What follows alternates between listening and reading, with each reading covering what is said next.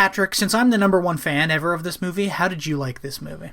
It's not as bad as it could have been. It's not as bad as it probably should have been, honestly. I think it's reasonably well made. I mentioned the acting is fine to decent. They're definitely not much of a budget. You know, the sets could be better or more interesting. The gore, while not bad, isn't... You know, the movie doesn't stand out because of the gore. It's not... Because this is kind of an Alien knockoff, right? The 1979 Ridley Scott film. Apparently, the script was written before Alien was released in the UK. All right, so they started making it because Alien, came out. I mean, that happens. But, like, it's no Contamination, which is an Italian Alien knockoff from director Luigi Cozzi, which maybe you only watch it for the gore, but the gore is, like, enough. This movie's nothing like that. Yeah. The movie it's okay. I mean, I don't want to say it's inoffensive because it is kind of offensive, but it's not as offensive certainly as it could have been. It's like I said, it is not as disgusting as the title and poster would have you suggest. I'd say that scene, the impregnation scene, is 100% kind of what you would expect from a scene like that, but that's one scene. Mm-hmm. Well, I guess it's kind of two scenes because of the birth. But yeah, it's not good. I wouldn't really recommend this to many people, but it's relatively well done. It's not awful. I don't know why I wanted to talk about this. I don't remember what I liked about it the first time I saw it. I think you're right. It's not a good movie. It's definitely not a bad movie. It's no Barbarella. No, it isn't. Barbarella's great. For me, this movie was so long and slow, and I didn't remember that at all. Everything just took so much time to happen. Like, the plot points didn't actually start happening until at least 15 minutes into the movie. And I know you always get that first 15 to set up, but it was just so damn slow. And if you're going to have an alien insemination movie with, like, an alien monster, have the insemination, and then 10 minutes later have the woman die from some alien bait. Like, you know what I mean? I would rather have watched a movie with these two little ugly, crappy alien twin puppets running around killing people. Yeah, the human is the monster for most of the movie, which is a little weird. Even when, like, the Ricky guy goes crazy, there's really no reason as to why he went crazy. We're not really shown why he went crazy. He got exposed to something. Well, yeah, there's the throwaway line that was like, oh, the crystals went into his hand. Maybe that's what made him crazy. You're like, okay, but why are crystals making people crazy? Listen, they're on an alien world. They don't know anything about this stuff. That stuff's fine. I guess so. I don't know. This was just such a weird stuff happens in Malta, man. I mean... Yeah, I guess I don't really have an opinion on this movie. I wouldn't recommend it to anybody, even though...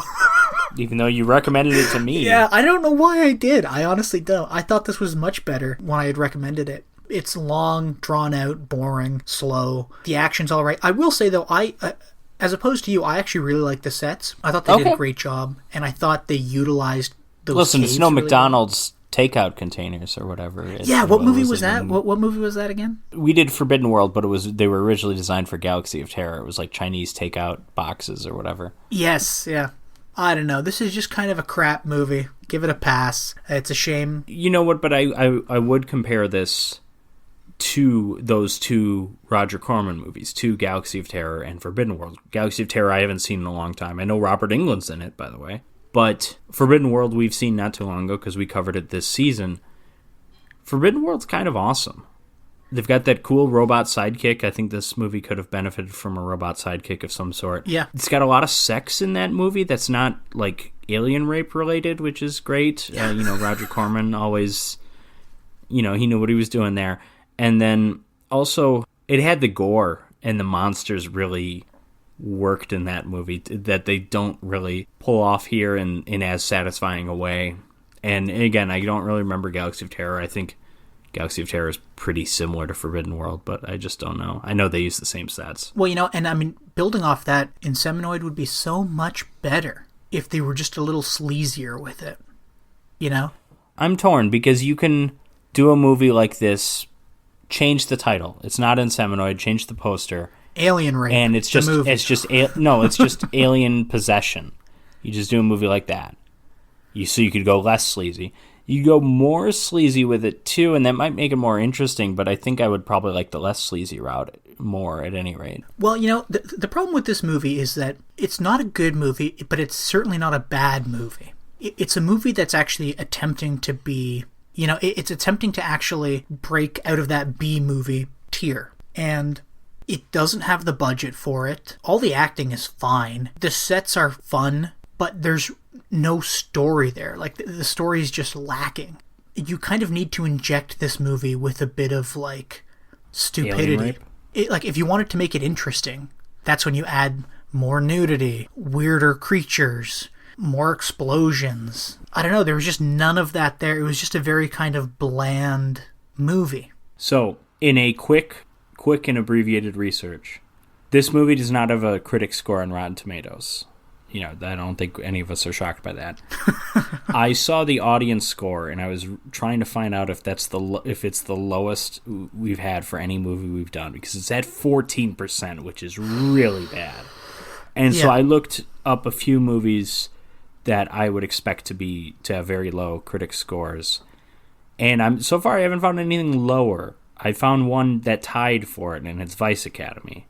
Okay. But I got Ghoulies at 20%, Spookies at 19%, Grizzly at 31%. This might be the most hated film we've done if we just go on Rotten Tomatoes audience scores. And and again, it's a shame because it's not a terrible movie, but there's just nothing happens in it. Well, you know what? Who watches Inseminoid and comes away giving it a bad review? Is it someone that wants to see alien rape and is disappointed because there's not that much of it? Or is it someone that just watches it because they like sci-fi horror and then they're like, oh, I could have done without the alien rape? Like, who's disappointed by Inseminoid, I guess, is my question. Yeah, I mean, because there's nothing there really is nothing to be disappointed by. But I like the idea that that there's a guy writing a bad review. He's like, oh, there wasn't enough alien phalluses in this film. There are weirdos out there. I know some of them.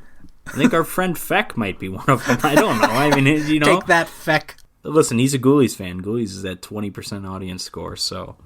Yeah, well, I can officially say I'm no longer an Inseminoid fan. I don't know what I was thinking. It's not good, but it really isn't that bad, and it tries. It's got real actors in it who are giving it their all in a film that probably doesn't deserve, quite frankly, the performances that it has. The director was even saying how much he enjoyed working with Judy Geeson because he was like, this woman gave it her all. Because he got to rape her in the film. Yeah, exactly, yeah. Got to inject her with the... He was like, this woman gave it her all in such a demeaning role. And I have great respect for her because of that. Okay, so that's interesting that he was conscious of how demeaning that role is, because it really is, yeah. Because I know, I think that's somewhat what Stuart Gordon had to say about Barbara Crampton in Reanimator. He's like, yeah, I had her in a very, very, very uncomfortable scene, and she was a true professional about it, and the two of them continued working, long after that. He puts her in From Beyond immediately after, and... But yeah, it's a very bland movie.